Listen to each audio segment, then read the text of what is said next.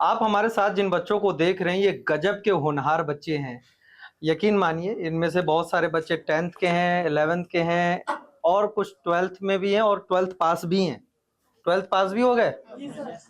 इन्होंने अमर उजाला की जो विशेष बच्चों के लिए जो है स्कॉलरशिप योजना है, अतुल माहेश्वरी छात्रवृत्ति योजना, ये उसके विजेता बच्चे हैं। ज्यादातर इनमें से बच्चे जो हैं वो ग्रामीण परिवेश से हैं।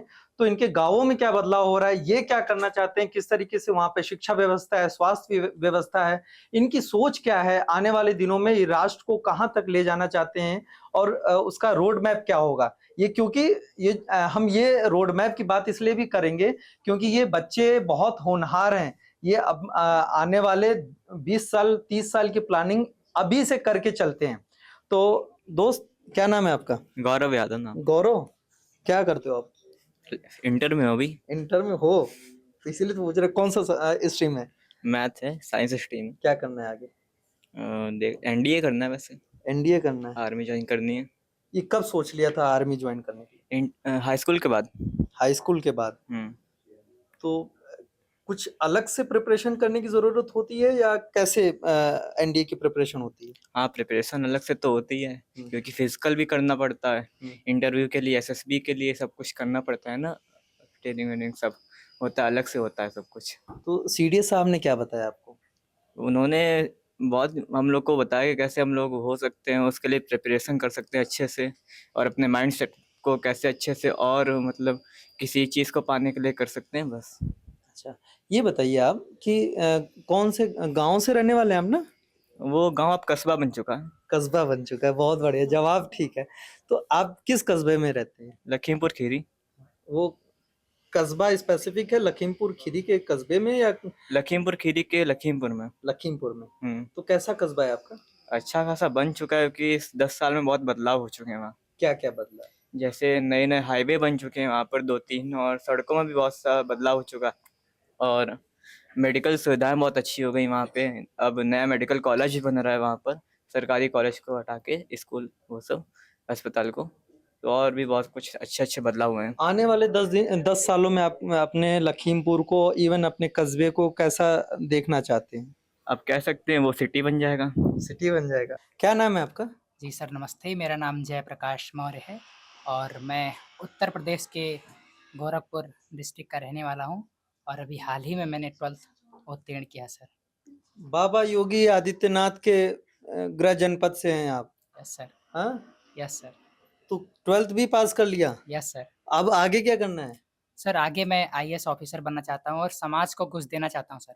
कुछ ऐसा जो लोग करने का प्रयास कर रहे हैं लेकिन नहीं हो पा रहा है। जैसे अगर हम गाँवों और शहरों की बात करें सर, तो अभी शिक्षा की बात हो रही थी।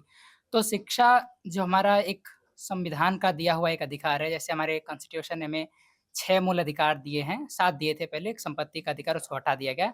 तो 6 मूल अधिकारों में से शिक्षा एवं संस्कृति का जो हमारा मूल अधिकार है, वो बहुत महत्व रखता है हमारे जीवन में, और उसमें ये भी कहा गया कि जो 6 वर्ष से 14 वर्ष तक के बच्चे हैं, उनको निःशुल्क शिक्षा देनी चाहिए। तो कहीं न कहीं गाँव में ये मुहिम तो चलाई जाती है सरकारी स्कूलों में, प्राथमिक पाठशालाओं में, लेकिन कई सारी ऐसी बाधाएँ आती हैं जिनके कारण अभी भी हमारा शिक्षा स्तर बहुत अच्छा नहीं हो पाया है।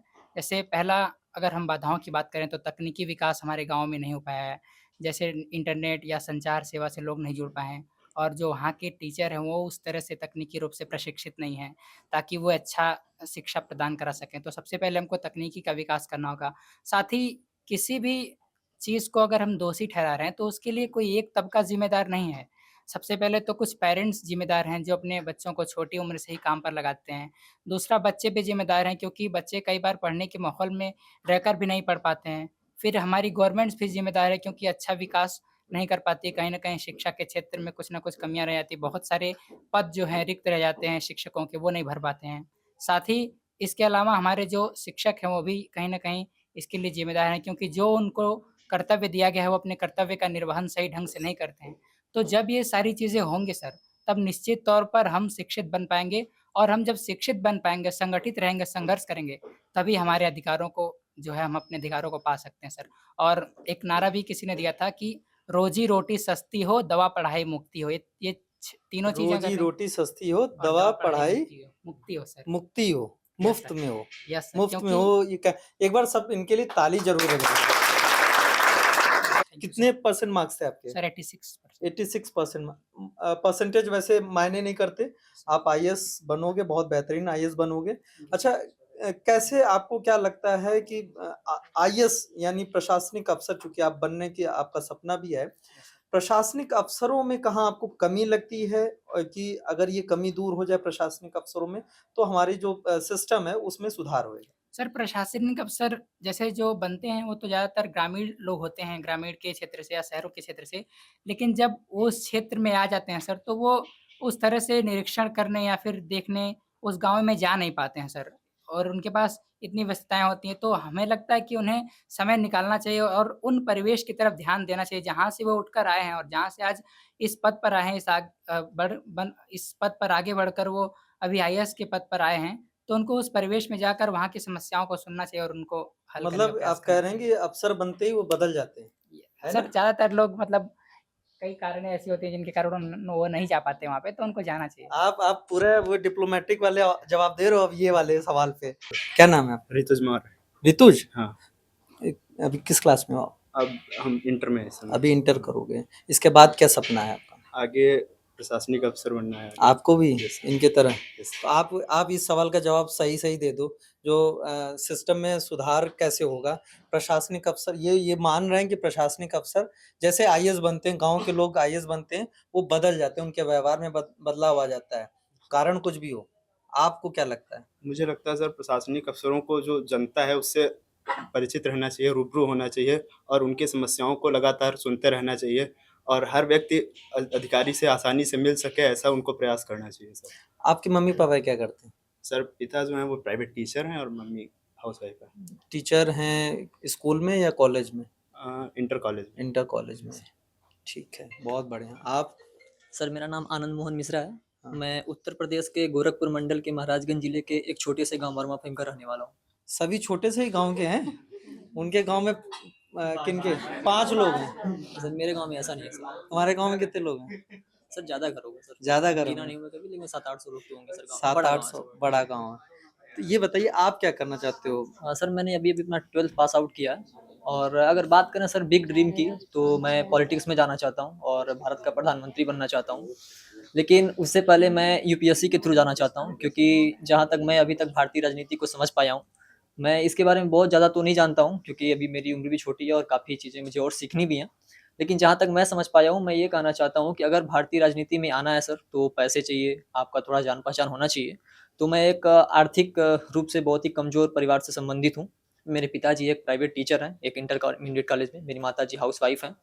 तो मुझे सबसे पहले यूपीएससी करना है, जिससे कि मेरा एक सोशल स्ट्रक्चर बने और साथ ही साथ पैसे की भी कोई परेशानी ना हो।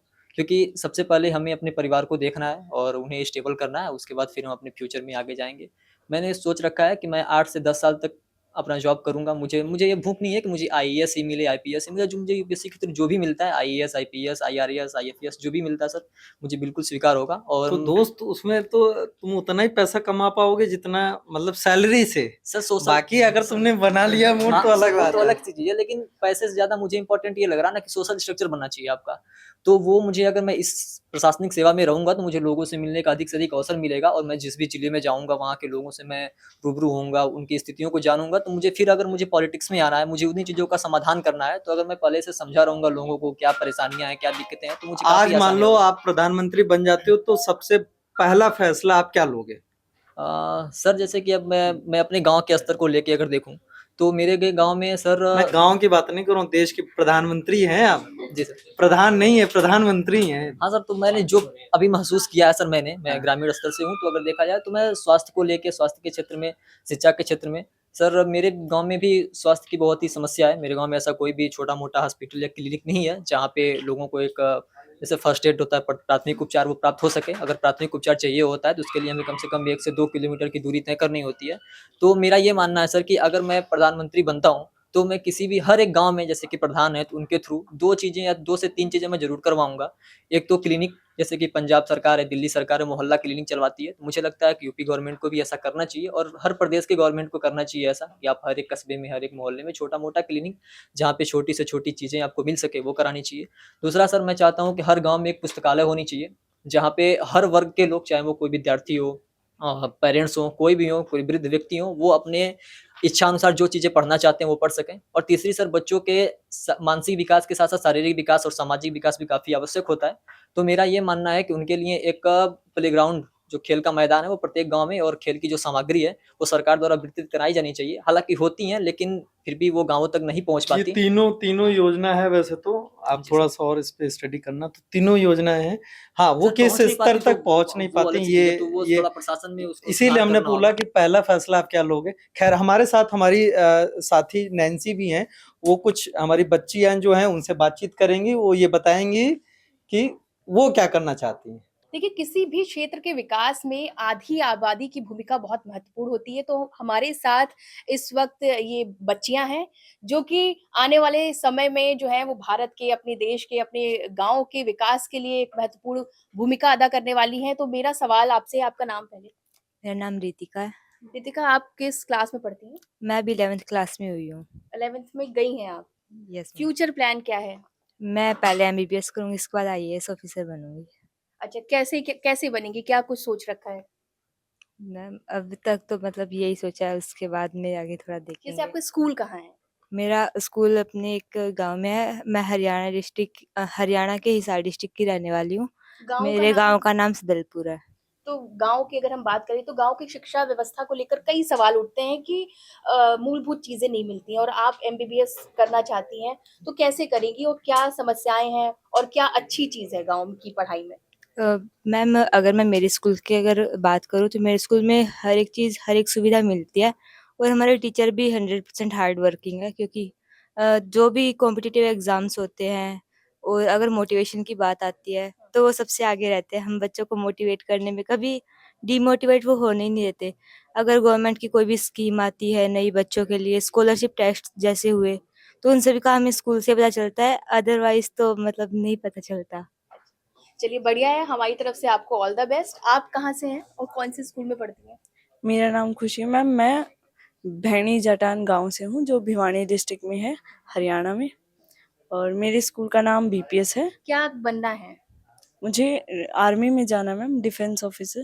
तो क्या कुछ तैयारी? डिफेंस ऑफिसर, बहुत सबसे पहले तो मैं तालियां कहूंगी सब लोग इनके लिए बजाएं कि डिफेंस में जाना है। और महिला का डिफेंस में जाना एक बहुत उसको हम सकारात्मक वे में लेके जाएंगे, क्योंकि अधिकतर लोग चाहते हैं कि टीचर बन जाए या फिर डॉक्टर बन जाए। आर्मी के बारे में अधिकतर लड़कियां नहीं सोचती Yes, हैं। मैम। मैंने एनडीए का एग्जाम दिया था, जो मेरा क्लियर हो गया है। अरे वाह, तो इसके लिए भी तालियां। अब मेरा एसएसबी होगा। SSB। Yes ma'am. तो उसकी तैयारी चल रही है, और फिर मैं अपने देश के लिए कुछ करना चाहती हूँ, इसलिए मैं डिफेंस में जाना चाहती हूँ। Yes, बहुत बहुत शुभकामनाएं गांव जंक्शन थैंक की यू तरफ मैम। से। थैंक आप यू बेटा मैम। क्या करना चाहते हो? मैम मेरा नाम मधु है और मैं हरियाणा के जींद जिले से नरवाना शहर से आई हूँ। मैं एग्रीकल्चर डिपार्टमेंट में ऑफिसर बनना चाहती हूँ। अरे वाह! ये बिल्कुल नया सुनने को मिला है, क्योंकि एग्रीकल्चर में ऑफिसर बनना है। जैसा कि मैंने अभी पहले भी बोला कि अधिकतर लड़कियों के बारे में ये कहा जाता है कि आप टीचर बन जाओ, आराम से सुकून वाली नौकरी है। एग्रीकल्चर में क्यों जाना है? मैम मेरे पापा खुद किसान हैं, तो मैं उस चीज़ से बहुत टच में रही हूँ और मैं अपने देश के लिए एग्रीकल्चर के क्षेत्र में कुछ विकास करना चाहती हूँ। क्या करना चाहती? कोई एक चीज़ बताइए। मैम मेनली तो जैसे फसलें खराब हो जाती हैं, तो उस चीज़ के लिए मुझे कुछ करना है कि कुछ तो बदलाव हो जाए थोड़ा। कुछ सोच रखा हो कि क्या करेंगी? मान लीजिए अभी आज आप ऑफिसर बन गई हैं और आपको कृषि के क्षेत्र में कुछ बदलाव लाना है, तो क्या करेंगी? क्या फैसला लेंगी? मैम पहले तो देखना पड़ेगा ना कि क्षेत्र में प्रॉब्लम क्या है, हाँ। तो उस हिसाब से फैसला होगा। देखिए, एग्रीकल्चर की अगर बात करें तो अधिकतर ऐसी धारणा बना दी गई है कि गरीब व्यक्ति ही खेती किसानी में जुड़ता है, लेकिन मधु ने जो बात बोली है वो बहुत महत्वपूर्ण है। और उन बच्चों के लिए भी जो कृषि के क्षेत्र में जाना चाहते हैं, लेकिन वो अपने पेरेंट्स को कन्विंस नहीं कर पाते। मधु, आपने जब अपने मम्मी पापा को बताया कि आपको एग्रीकल्चर क्षेत्र में जाना है, अधिकारी बनना है, तो उनका रिएक्शन क्या था? मैम मेरे मम्मी-पापा तो यही बोलते हैं कि जो आपको करना है वही करो, और वो मेरे साथ फुल सपोर्ट में हैं। मेरा अभी एग्ज़ाम भी है 14 जुलाई को सीसीएस एचएयू के लिए। देखिए, यहाँ पे कुछ छात्राएँ पहाड़ी क्षेत्र से भी हैं। पहाड़ी क्षेत्र, उत्तराखंड से एक छात्रा हमारे साथ है, हिमाचल से एक छात्रा है। बहुत समस्याएँ आती हैं अगर हम पहाड़ी क्षेत्रों में जाएँ तो कई किलोमीटर पैदल चल के बच्चों को पढ़ने जाना पड़ता है। कई बार ऐसा है कि 2-3 स्कूल के ही मतलब 2-3 बच्चों को पढ़ाने के लिए ही टीचर होते हैं। कई चुनौतियाँ रहती हैं। तो मेरा सवाल आपसे, आप हिमाचल से हैं, यस हिमाचल में कहाँ से हैं? मैम, मेरा नाम जागृति शर्मा है। मैं हिमाचल प्रदेश के सोलन जिले से हूँ और मेरे गांव का नाम सुनारडी है। तो क्या चुनौती है? जैसे मैंने पहाड़ी क्षेत्र की बात की, आप जाओ तो कितने-कितने किलोमीटर पैदल चल के जाना पड़ता है। टीचरों की भी कई बार समस्या हो जाती है, उनको भी रोडों की समस्या है। आपके यहाँ क्या समस्याएँ हैं? मैम, मेरा स्कूल मेरे घर से 3 किलोमीटर की दूरी पे है, तो मैम बस मैम कभी-कभी आती है। मैम मतलब हम गवर्नमेंट बस में जाते हैं तो बहुत कम ही होता है कि जब वो आती है तो हम पैदल जाते हैं। मैम जैसे पिछले साल बहुत बारिश हुई थी मैम, तो रोड में पानी-पानी भर गया था, तो मैम हमारा जाना बहुत मुश्किल हो जाता था। और अगर शिक्षा की बात करें तो हमारे स्कूल के जो टीचर हैं वो बहुत अच्छा पढ़ाते हैं, अपना 100% देते हैं एंड मोटिवेशन भी हमारे को बहुत करते हैं। अच्छा, क्या बनना है? मैंने आईपीएस ऑफिसर बनना है। अरे बहुत बढ़िया। कैसे, क्या तैयारी कर रखी, क्या सोच रखा है, कैसे बनेंगी? अभी तो यूपीएससी का एग्जाम ही देना है मैम, इतना ही पता है, अभी 10th में हूँ। अच्छा, चलो ऑल द बेस्ट। आप उत्तराखंड से है ना?